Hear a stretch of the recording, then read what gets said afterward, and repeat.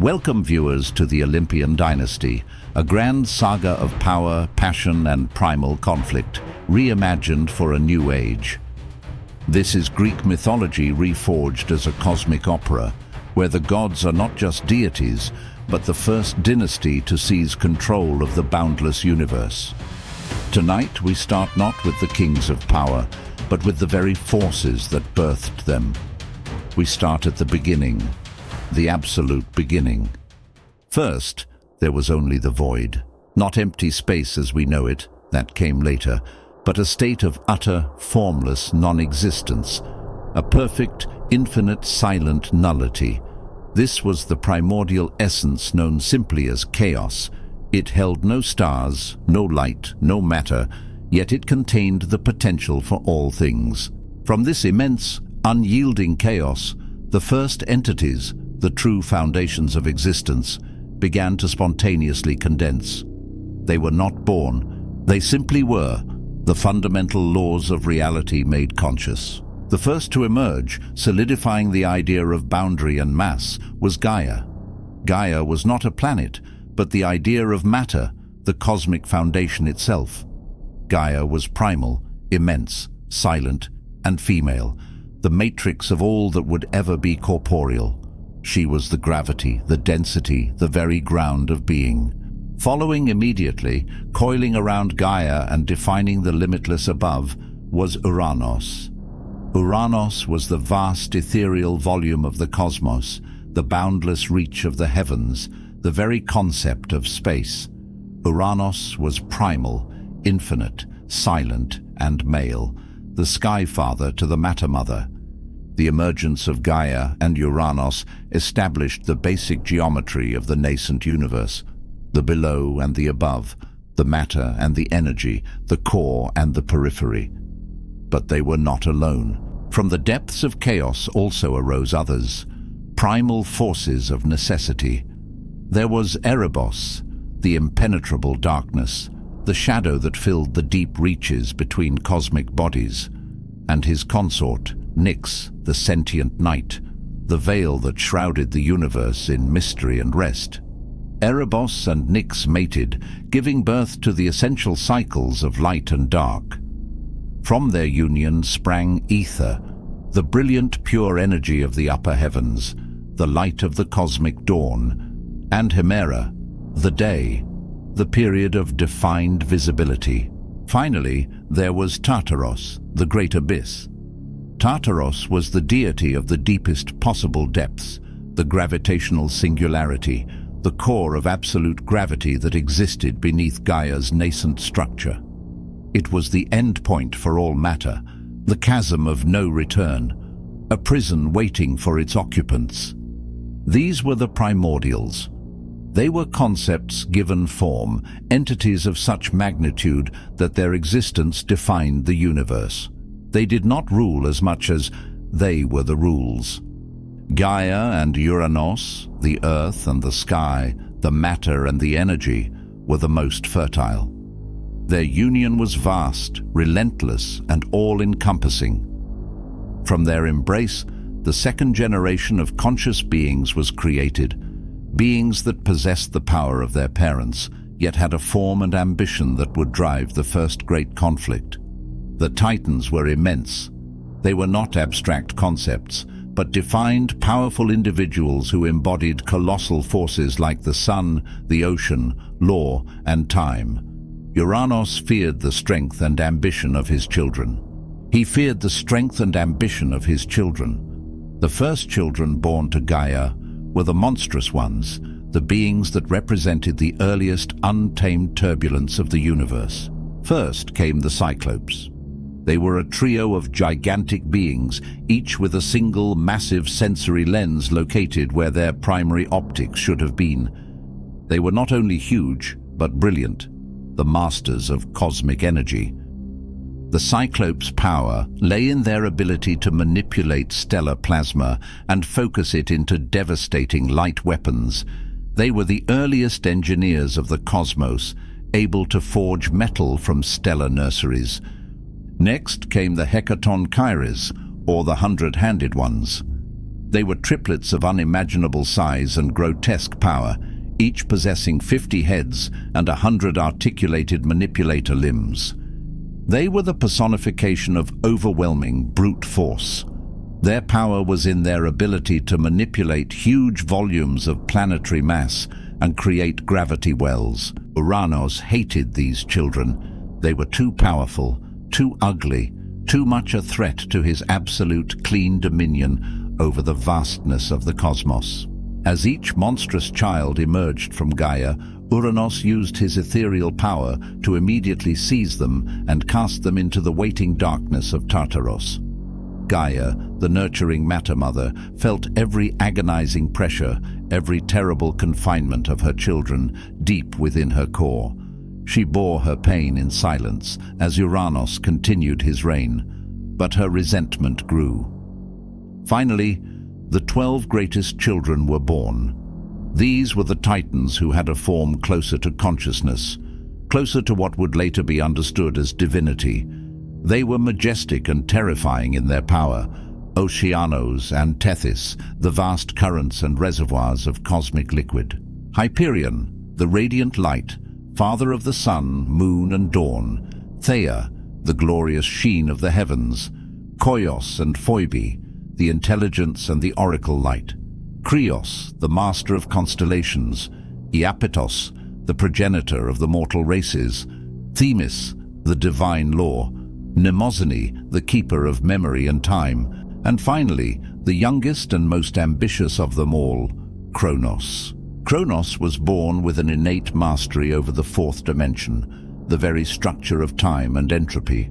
He was cunning, intelligent, and seethed with a powerful, restrained ambition. He watched as his father, Uranos, continued to reign with tyrannical power, crushing all dissent and keeping his strongest siblings locked away in the abyss. Gaia, weary of her forced subjugation and the imprisonment of her earlier children, finally decided to act. She crafted a weapon, a magnificent crescent-shaped blade forged from the very elements of her own metallic core, sharper and more destructive than any conventional metal. This was the primordial adamantine sickle. Gaia called upon her remaining children, the majestic Titans, to rise up and overthrow their father. But they were cowards. They feared the immense, unquantifiable power of Uranos, the infinite sky that encompassed them all. All, that is, except Kronos. The youngest Titan, master of time, stepped forward. He took the terrible shimmering sickle from his mother and laid the groundwork for the most infamous act of cosmic rebellion. Gaia described the plan. She knew the pattern of Uranos. He would descend upon her, the earth structure, to mate, his limitless energy fields converging upon her core. The moment came. Uranos descended, his electric blue cosmic energy enveloping Gaia. In that moment of complete convergence, Kronos moved with blinding speed. He used the sickle to perform the unthinkable. He violently, brutally severed the essential connection between Gaia and Uranos. The separation was catastrophic. A scream of primal, shattering energy tore across the nascent universe. Uranos's essence, his celestial energy, sprayed out across the cosmos. Some of the energy fell onto Gaia's metallic surface, mixing with her core matter. From this gruesome union were immediately born the three terrible Furies, the embodiment of vengeance, guilt, and retribution, who would forever track and punish those who shed the blood of kin. Uranos, diminished and wounded, retreated. His reign was over. He cursed his son, prophesying that Kronos himself would be overthrown by one of his own children. The Sky Father vanished into the outer reaches of the void, no longer the reigning supreme power, but simply a feature of the universe. And so, the first dynasty was overthrown by the second. Kronos, having done the unthinkable, was hailed as the king of the Titans. He released his brethren from the shadows where they had been hiding and assumed the throne of the cosmos. His first act, however, revealed his true nature. He refused to release the Cyclopes and the Hecatoncheires from the abyss of Tartaros. He had promised his mother Gaia, but he feared their terrible power and ingenuity. He knew that any true challenge to his reign would likely come from them. The powerful prison world of Tartaros, the gravitational singularity, remained sealed. Kronos ruled the cosmos from his central, luminous station, which he shared with his sister and consort, the Titaness Rhea. Rhea was the embodiment of flow, rhythm, and fertile life, the great mother figure of the new, majestic dynasty. The Age of the Titans began. It was a time of immense growth, of colossal architecture, and of structured, regulated power. Kronos was a great king, establishing laws and boundaries across the expanding universe. But the prophecy of his father haunted him. He knew that just as he had violently overthrown his progenitor, a child of his own flesh and blood was destined to do the same to him. Kronos began to obsessively monitor the births of his and Rhea's children. Rhea, filled with the warmth of her mother Gaea, was keen to raise her children and establish a lineage. But Kronos had a different plan. As soon as Rhea delivered her firstborn, a daughter, Kronos was there. He did not kill the child, but instead he used his chronal power, his mastery over time and entropy, to seize her essence. He consumed her completely, dissolving her life force and absorbing her power into his own being. He was not just eating them, he was unmaking them, placing them into a temporal singularity within his own body. Rhea's despair was unimaginable. Her firstborn, Hestia, the essence of stability and home, vanished. Then came the next, Demeter, the essence of harvest and life cycles. Kronos consumed her too. Then Hera, the essence of unity and marriage, gone. Then Hades, the essence of wealth and the deep earth, consumed. Then Poseidon, the essence of the ocean and seismic power, consumed. 5 children, 5 glorious lives, vanished inside their father. Kronos believed he was invincible.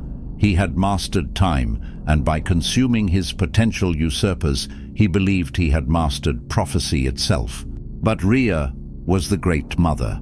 Her grief was an enormous cosmic tide that shook the very foundations of the Titan rule.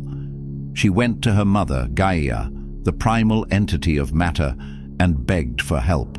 She could not bear to lose her final child. Gaea, who had endured the pain of seeing her own children imprisoned by Uranos, and now seeing her grandchildren imprisoned by Kronos, agreed to intervene. A conspiracy was hatched between the Titaness mother and the primordial earth.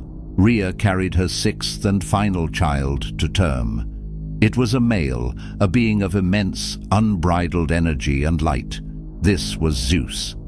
When the time came, Rhea wrapped a large, heavy stone, a piece of Gaea's own solidified core, in thick, ceremonial swaddling. When Kronos arrived, demanding his son, Rhea presented him with the deceptive bundle. Kronos, in his arrogance and obsession, did not even inspect the package.